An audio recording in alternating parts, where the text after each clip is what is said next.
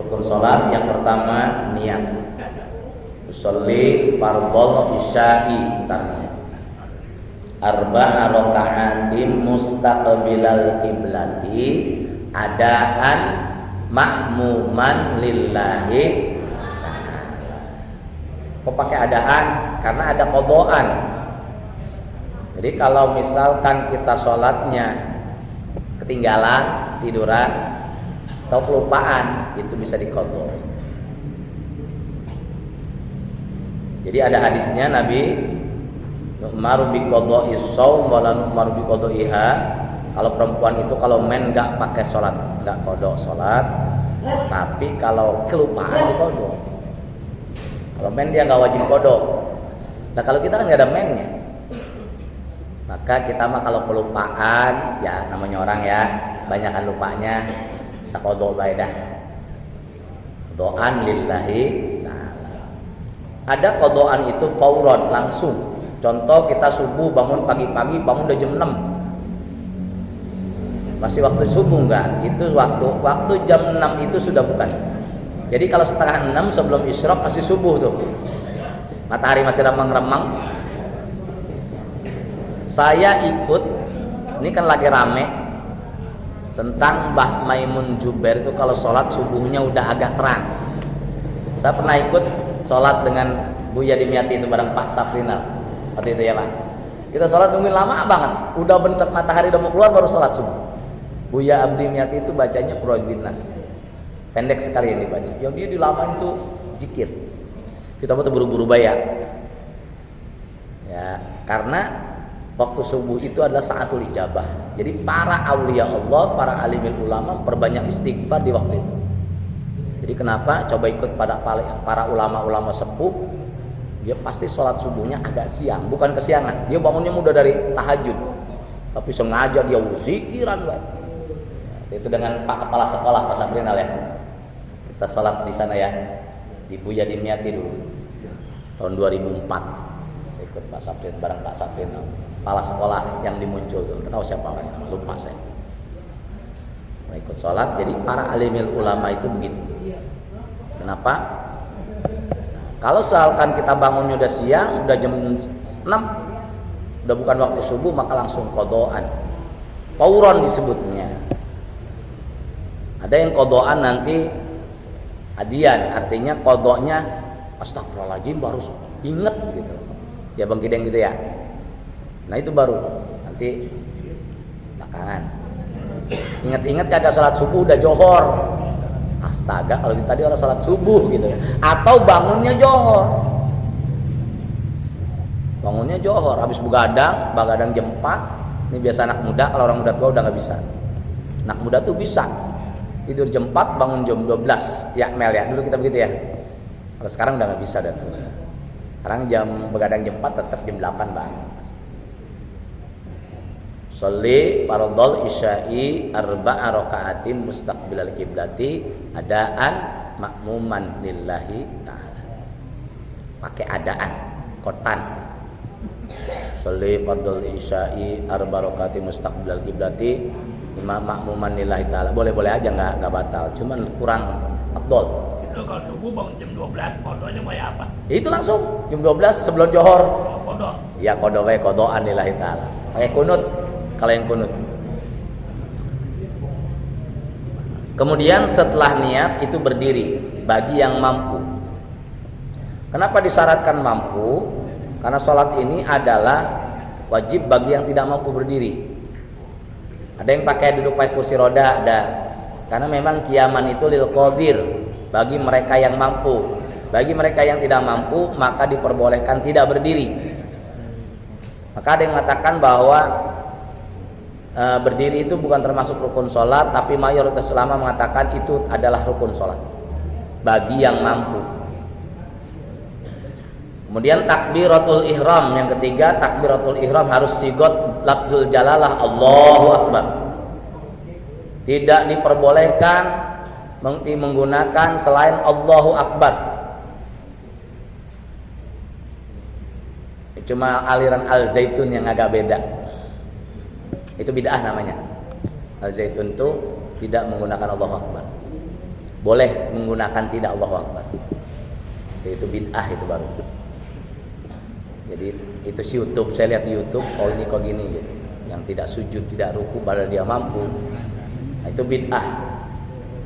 Al-Zaitun itu tidak boleh diikutin. Panji Gumilangnya bukan Al-Zaitunnya. Panji Gumilang. Kemungkinan secara keseluruhan Al-Zaitun tidak begitu, tapi Panji Gumilang sebagai pimpinan Al-Zaitunnya seperti itu yang kita lihat di YouTube. Kalau ketemunya saya nggak pernah. Kalau Pak Saprinal pernah kayaknya. Saya nggak pernah. Itu bid'ah, jangan diikutin walaupun rame. Sudah takbiratul ihram, sudah kemudian membaca suratul Fatihah. Allahu Akbar kabira, iftitah itu sunnah. Dibaca boleh, tapi kalau bisa dibaca, sunnahnya muakkad. Namanya sunnah ya, harus dibaca. Sunnahnya sunnah hayat muakkad, harus dibaca. Kalau keburu, kalau nggak keburu nggak apa-apa, nggak dibaca. Jadi kalau kita masbuk, imam sudah baca surat, udah dikit lagi udahan kita baca Al-Fatihah aja, nggak usah baca Allahu Akbar kabiro, nggak bakal keburu. Baca yang wajibnya saja. Atau udah mau amin, udah mau selesai Allahu Akbar, ya udah nggak usah baca apa-apa. Karena boleh kita tidak baca Fatihah karena mengikuti imam. Ada satu pendapat ulama yang katanya harus diselesaikan Fatihahnya.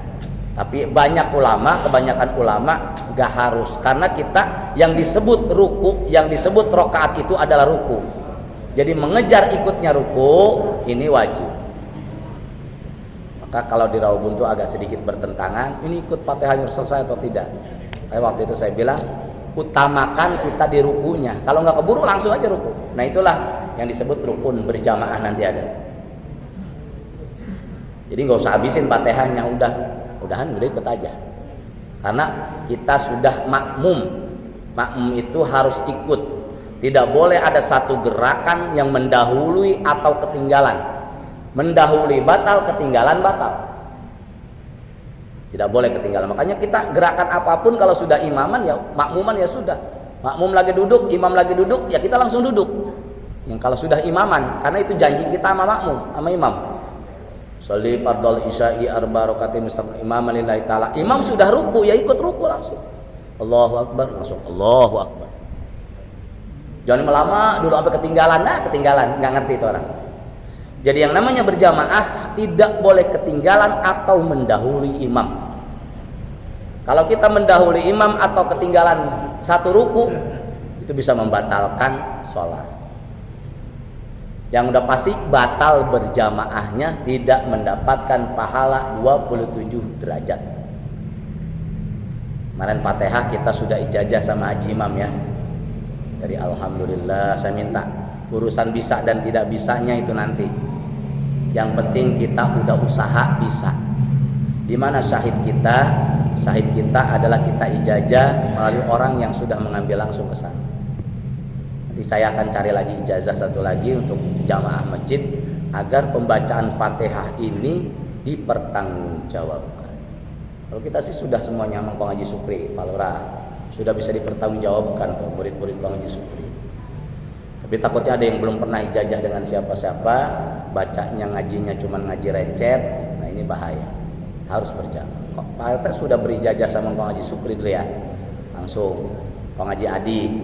Mereka itu kan ulama-ulama yang belajarnya luar biasa. Kemarin akhirnya saya coba panggil Haji Imam. Nanti kita akan coba lagi panggil orang-orang yang kompeten yang punya ijazah dalam hal itu.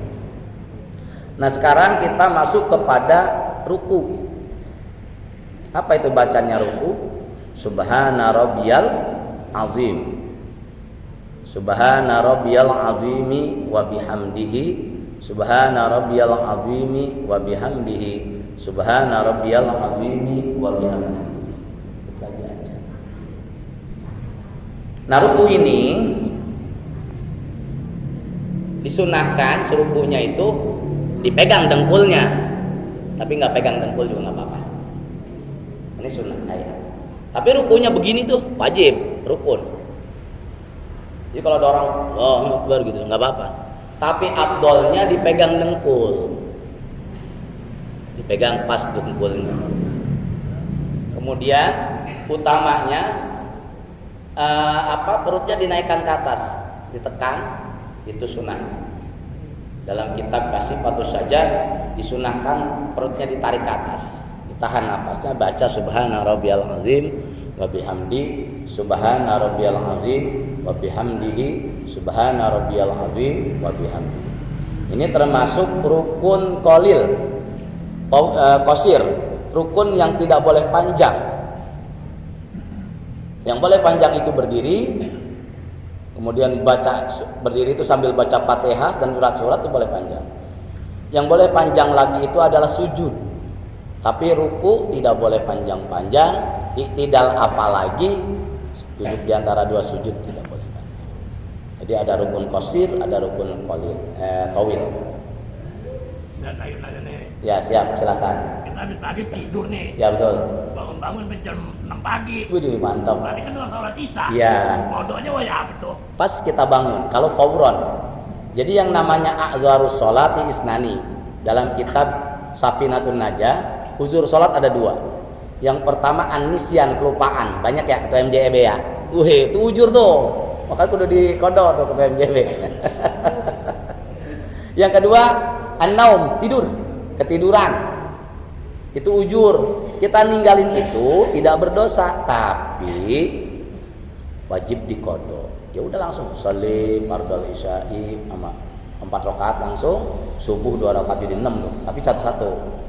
Baru kita johor. Jadi kodok dulu disebut fauron, langsung. Kodok langsung. Niatnya pakai kodokan, jangan adaan. Ya, makanya di sholat itu ada adaan, ada kodokan.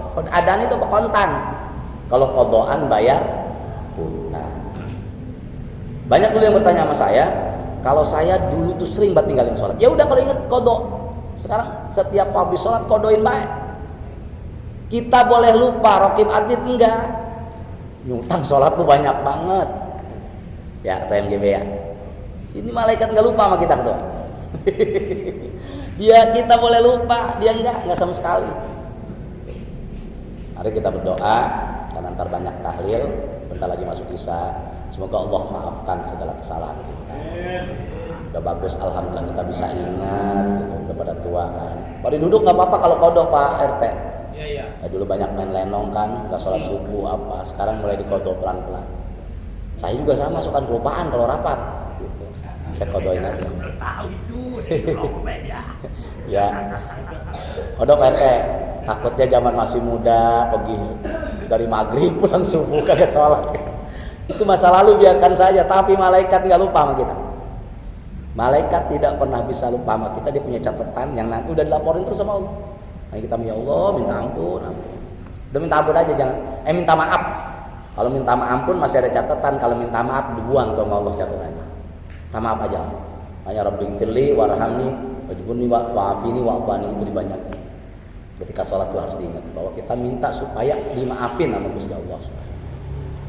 Yuk kita berdoa semoga Masjid Al-Ihsan lancar pembangunannya, tidak ada kendala apapun, biar enak, biar tahun besok ini udah pasangan marmer sudah selesai, kita bisa ngaji di atas. Al-Fatihah.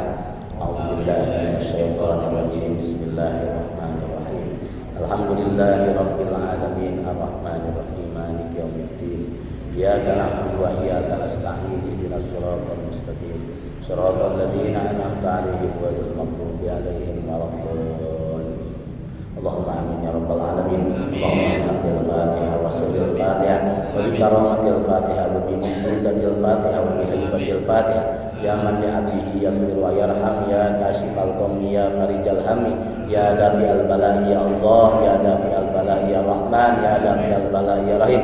Idfa'annal ghala wal bala wal waba wal fahsya wal munkar wasyuyub al mukhtalifata wa syadahida wal mihana ma zuhara minha wa ma batan min baladina hadza khassah Masjid Al-Ihsan wa min buldanil muslimina 'ammah innaka 'ala kulli syai'in qadir. Rabbana atina fid dunya hasanah fil akhirati hasanah wa qina adzabannar. Subhana rabbika rabbil izzati amma yasifun. Salamun 'alal mursalin walhamdulillahi rabbil alamin. Allahumma muwaffiq ila aqwamit thariq. Wassalamualaikum warahmatullahi wabarakatuh.